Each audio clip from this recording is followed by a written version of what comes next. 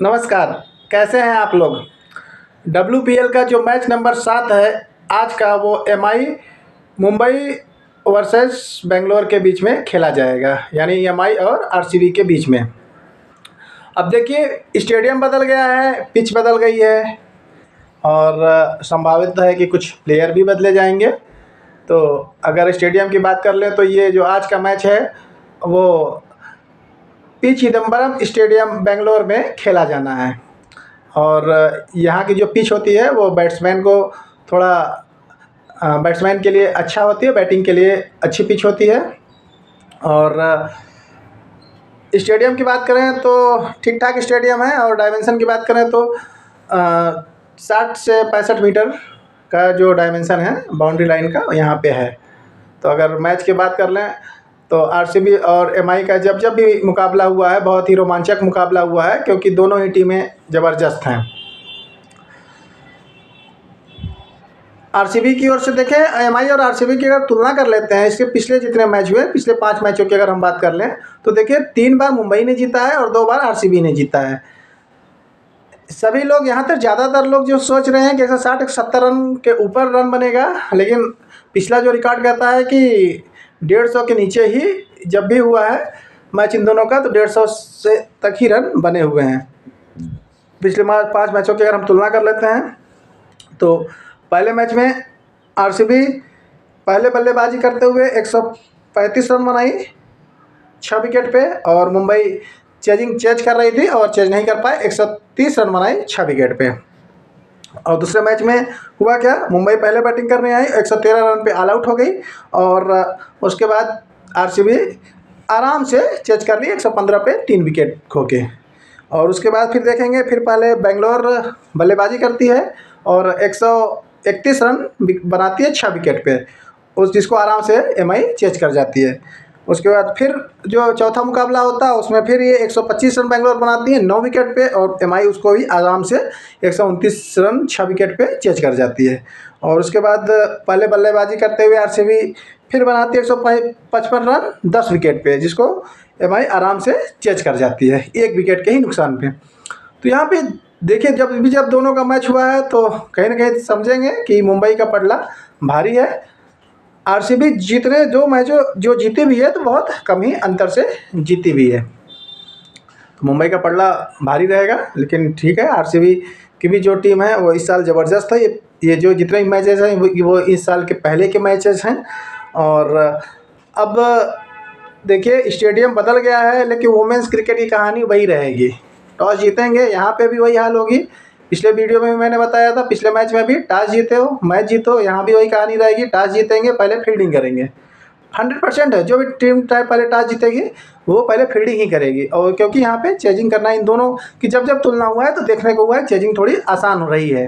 हाँ, आज जो पिच है वो फ्रेश पिच है, और जो फ्रेश पिच होती है अक्सर जब भी बनाते हैं उसको सपाट बनाते हैं, थोड़ा सा बल्लेबाजी उस पर आसान होती है। जैसे जैसे मैच आगे बढ़ते हैं पिच टूटने लगती है, उस फिर गेंदबाजों का बोलबाला होने लगता है।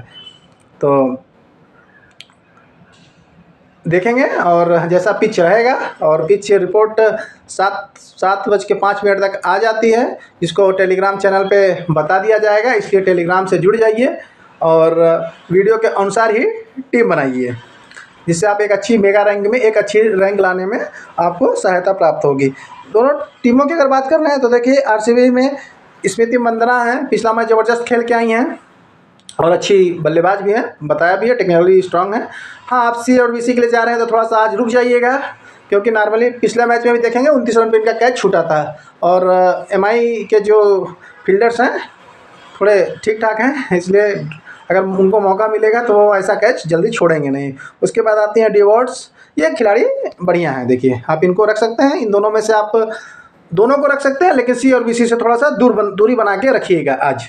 उसके बाद आती हैं ई पेरी, ऑस्ट्रेलियन खिलाड़ी हैं, ज़बरदस्त खिलाड़ी हैं, और फील्डिंग से भी आपको पॉइंट देंगे और बैटिंग भी ये तगड़ी खिलाड़ी हैं, आप इनको फिक्स करके ही रखिएगा। उसके बाद आती है ऋचा घोष, विकेट कीपर बल्लेबाज हैं, हिटर बल्लेबाज हैं, और विकेट कीपिंग पे भी कम से कम 20 से 25 पॉइंट आराम से दे के जाती हैं।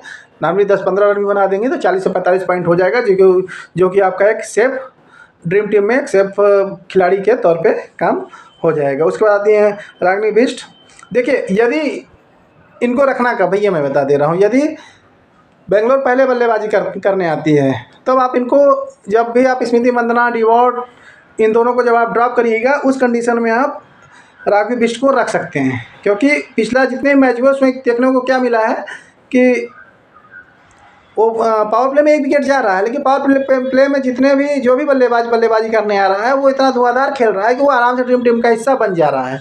और जैसे ही पावर प्ले खत्म होता है वो कैच थमा के चले जाते हैं। उसके बाद जो खिलाड़ी आता है रन रेट बढ़ाने के चक्कर में ज़्यादा से ज़्यादा बहुत जल्दी वो भी आउट हो जा रहे हैं। तो उस कंडीशन में जो भी 6वें 7वें नंबर का जो भी बल्लेबाज है वो आराम से रुक के स्कोर करके ड्रीम टीम का हिस्सा बन जा रहा है। तो टीम बनाते समय इस बात का थोड़ा सा ध्यान देंगे। उसके बाद आती हैं कनिका आहूजा, ऑलराउंडर हैं, ठीक ठाक खिलाड़ी हैं, मतलब वही है कि सिंगल दुक्की में कन्वर्ट कर सकते हैं, 40 बॉल खेल के 20 रन बना सकती हैं। तो इनको भी उसी कंडीशन में ही ट्राई करना है। अगर आप स्मृति मंदाना, डिवॉर्ड, सिंह पेरी के साथ जा रहे हैं तब इनको रखने की कोई ज़रूरत नहीं है। ऊपर से अगर आप ड्रॉप कर रहे हैं तब आप इनको रख सकते हैं। उसके बाद आती हैं गार्गी अब्राहम, ये ज़बरदस्त खिलाड़ी हैं, ये आपकी फिक्स खिलाड़ी रहेंगी। बॉलिंग में भी आपको कम से कम ये 80 से 90 पॉइंट की खिलाड़ी हैं। फील्डिंग, बॉलिंग, बैटिंग, ये तीनों बैटिंग भी अच्छा कर लेती हैं।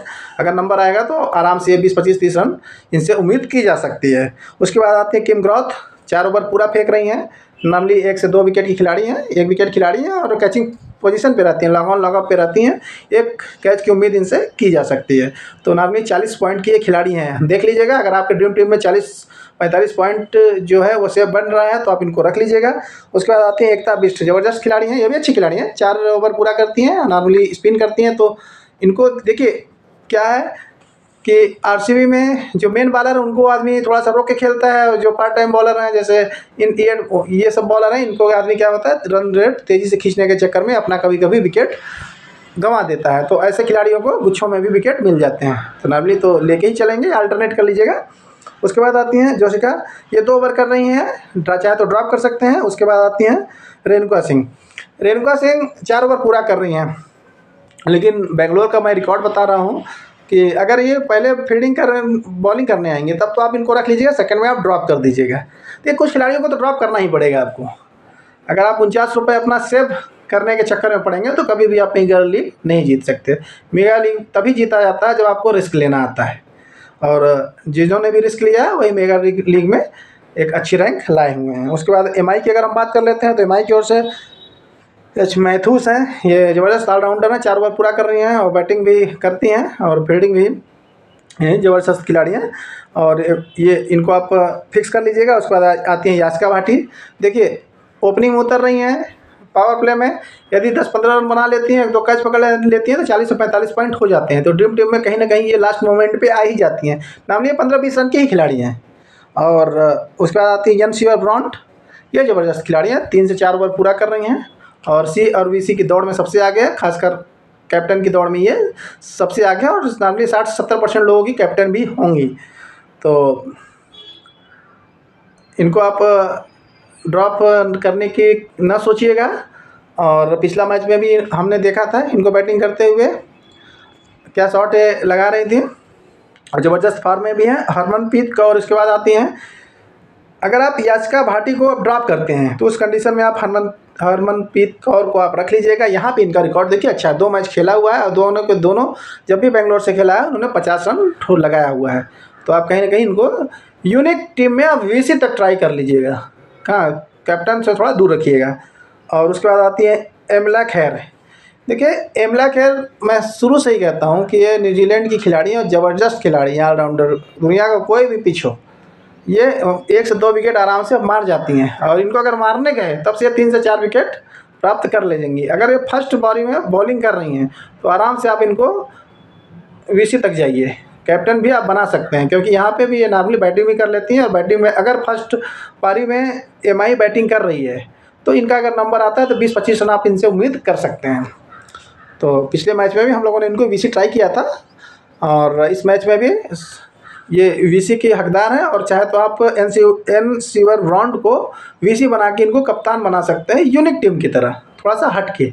उसके बाद आती हैं सजना, ज़्यादा कुछ सोचने समझने की ज़रूरत नहीं है। यदि यहाँ ऊपर से कुछ खिलाड़ियों को ड्रॉप करें तब इस कंडीशन में आप रख सकते हैं। उसके बाद आती है कमालिनी। ये अंडर 19 की ये जो अभी मैच हुआ था उसमें इन्होंने अच्छा प्रदर्शन किया था, लेकिन अब यहाँ पे इतना नीचे उतर रही हैं। अगर ऊपर से आप ड्रॉप करते हैं 2-3 खिलाड़ियों को, जो कि पॉसिबिलिटी बनेगी नहीं, तो चाहे तो आप इनको आराम से ड्रॉप कर जाइएगा। इसके बाद आते हैं अमजोत कौर, 2 ओवर कर रही हैं, पिछले मैच में किया था और 1 विकेट प्राप्त किया था। और बैटिंग में तो नीचे आ रही हैं, बैटिंग थोड़ा बहुत कर लेती हैं, लेकिन यदि नंबर आएगा थोड़ा ये जैसे खिलाड़ी होती है ये पंटर पिक साबित होती है। 2 ओवर किया, 1-2 विकेट प्राप्त कर लिया, ड्यूटी में यूनिक खिलाड़ी बन गई हैं आपकी। तो ध्यान रखिएगा, थोड़ा सा अल्टरनेट कर लीजिएगा इनमें और प्रणिका सिसोदिया में, पी सिसोदिया में, जिनको सब पारो भी बोलते हैं। इन दोनों में से आप किसी एक को यूनिक टम्पर पिक की ओर से ट्राई कर लीजिएगा। दोनों में से एक अगर कोई भी विकेट पा जाएगा तो वो टीम का हिस्सा बन जाएगा। उसके बाद आती हैं, इधर किसी को सोचने की ज़रूरत नहीं। उसके बाद आती हैं आप शबनम इस्माइल, ये आपकी फिक्स खिलाड़ी हैं, 2 विकेट की खिलाड़ी हैं और एक कैच इनसे भी आप उम्मीद कर सकते हैं। तो देखिए दोनों टीमों की अगर तुलना कर लें तो आपकी जो फिक्स खिलाड़ी हो गई वो हो गई एनसीवर बॉन्ड और एमलिया खेर। उसके बाद तीसरी आ गई शबनम इस्माइल और चौथी आप ले सकते हैं गार्गिया अब्राहम, जो कि आरसीबी की हैं, और ई पेरी 5वीं खिलाड़ी हो गई। 5 खिलाड़ी आप फिक्स करिएगा और एच मैथ्यूज़ को भी आप फिक्स कर लीजिएगा, 6 खिलाड़ी आप फिक्स कर लीजिएगा। और उसके बाद आप बाकी के 5 को रोटेट करिए। 2 खिलाड़ी आप थोड़ा सा बिलो 10% वालों को ही रखिएगा और 3 खिलाड़ी जो 20 से 60% के बीच में 3 खिलाड़ी जैसे हरमनप्रीत कौर हो गई, किसी में आपने स्मृति मंदना को रखा, हरमनप्रीत कौर को रखा और 1 खिलाड़ी आप इधर से लगा सकते हैं। फिर किसी आप टीम बना रहे हैं इसमें डिवॉर्ट को रखा, डिवॉर्ट के साथ साथ आपने यास्का को रख दिया और उसके बाद आपने फिर इनके अमजोत कौर के साथ चले गए। इस तरीके से आप टीम बनाइएगा और सी और वीसी थोड़ी सी वो रखिएगा। देखिए एनसीवर ब्राउन के साथ तो सभी जा रहे हैं, यह तो फिक्स है 70%। तो आप चाहें तो एक हेयर के साथ हट के थोड़ा सा जा सकते हैं सिर्फ मेगा लीग के लिए। और एसएल और मिनी जीएल में आप भी एनसीवर ब्राउन के ही साथ जाइएगा या तो मैथ्यूज़ के साथ जाइएगा। और मैथ्यूज़ से कहीं ना कहीं अच्छी ऑप्शन एनसीवर ब्राउन है। वीडियो देखिए, कल का मैच नहीं था और इस समय चैम्पियन ट्रॉफी भी चल रही है और उम्मीद है कि कल से चैम्पियन ट्रॉफी का भी वीडियो आएगा। और कल मैंने कोई भी वीडियो अपलोड नहीं किया था, उसके बावजूद भी वीडियो 2.5 घंटे पिछली वीडियो भी चली। तो पिछले 1 महीने में 28 दिनों के अगर पिछले दिनों की अगर बात कर लें तो 1000 से ज़्यादा लोगों ने हमारी वीडियो को देखा है और डेली 2.5 से 3 घंटे वीडियो चल रही हैं।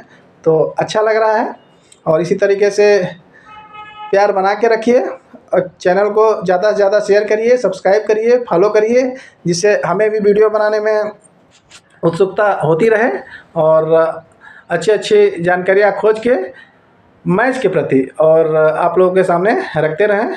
और सबसे बड़ी बात देखिए, ये गेम है वित्तीय जोखिम पे आधारित है। मैं हर बार रिपीट करता हूँ, सिर्फ अपने विवेक से खेलें, इसमें हमेशा ही वित्तीय जोखिम शामिल होता है। हम लोग किसी को ये नहीं कहते हैं कि आप लोग खेलिए, ठीक है, जो खेलते हैं उन्हें लिए सिर्फ एनालिसिस हम करते हैं। तो चैनल अच्छा लगा हो तो लाइक करिए, सब्सक्राइब करिए, फॉलो करिए। नमस्कार।